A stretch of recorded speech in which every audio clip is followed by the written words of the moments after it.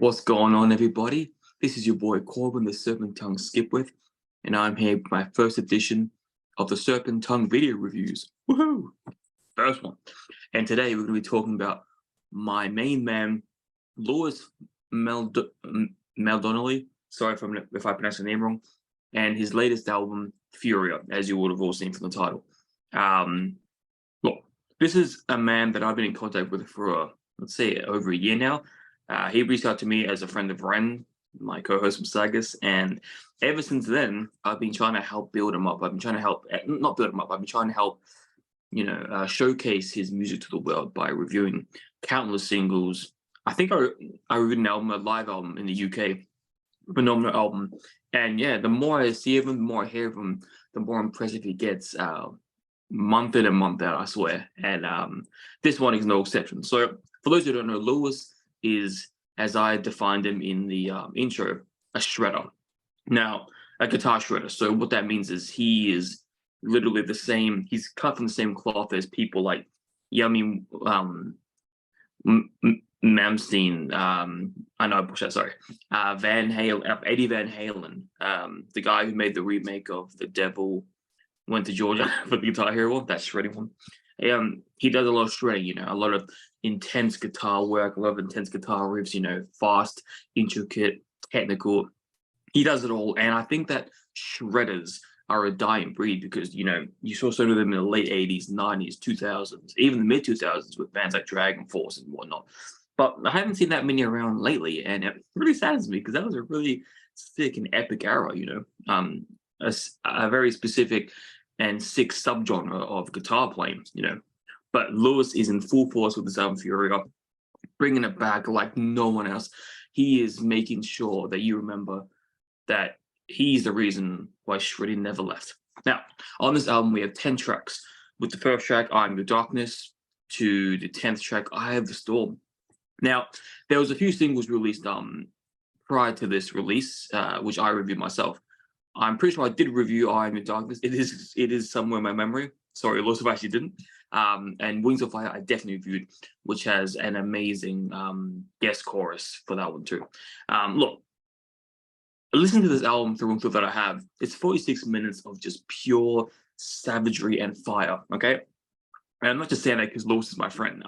This is really a technical masterpiece of a record, As far as the shredding, you got so many creative areas where the guitars just flow, where the technicality is on full force, where he's just going everywhere between, the speed and the slow riffs and the groove and the thrash. And, he has so many different elements that he's taken inspiration from.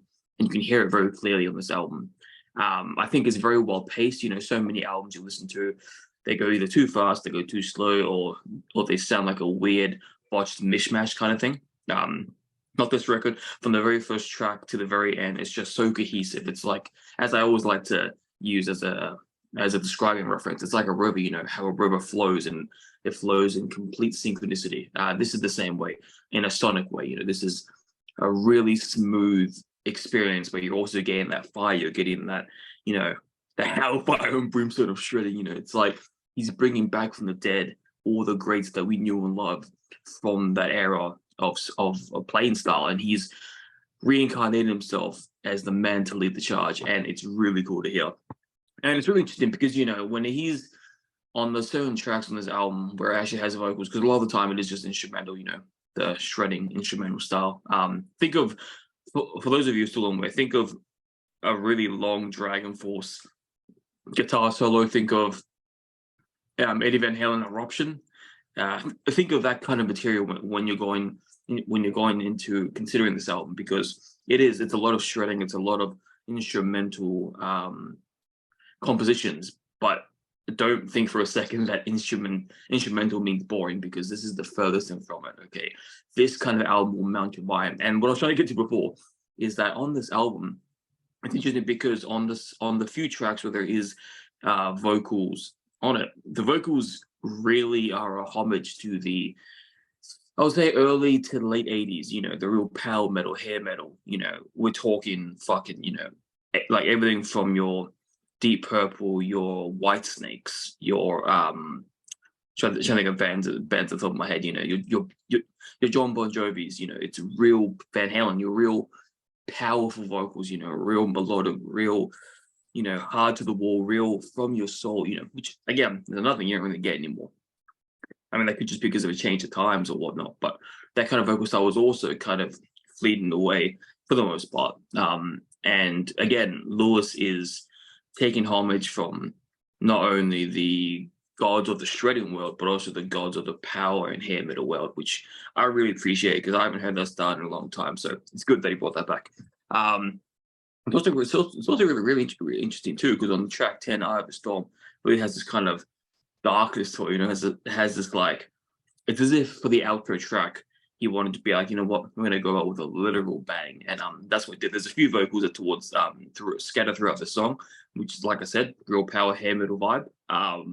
Which is really cool because it almost leaves like a stamp of a send off, you know. So look, I've listened to this album through and through, and you know, for the singles I've done for it, the reviews I've done for the singles, yeah, this is really a tight knit record. You know, you've got so much in this. You got, as I said before, you got so much quality production, so much synergy, so much quality control. You know, it's not the longest album in the world, and at 46 minutes, that's a perfect amount of time to show off the 10 tracks with no filler whatsoever. Just amazing pacing, amazing groundwork, amazing instrumentation, obviously, you know, and very selective and very how would I say this? Very decisive and particular with who he has on the vocals. And even on the song Wings of Fire, at least in the music video, he has a few parts where at the top like 10 seconds or so, Lewis sings himself, you know, with this real like rock and rolly type, you know, vocal stuff. So hell, he's given it a chance himself. And if he sings any more on this album, sorry I didn't bring it up, Lewis, but yeah, FURIA, I mean, going from his live album in the UK, which first of all blows my fucking mind that he has a live album out and you could hear the crowd, it was sick, you know. So considering he's already hitting points like that, it's no surprise that this album hit as hard as it did. And if you get a chance to listen to the album, see the album cover, you know, him standing in front of what looks like an apocalyptic scene or a house or a bushfire or something. You know, he's just engulfed by the flames and, you know, with holding a sick ass guitar, you know.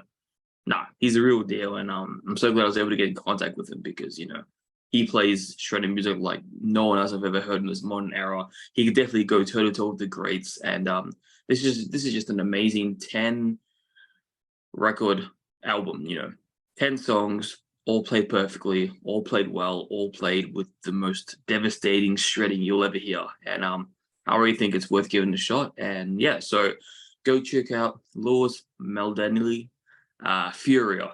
Check it out. You're not gonna be disappointed. And for everything music, for everything metal, we'll be out. Peace.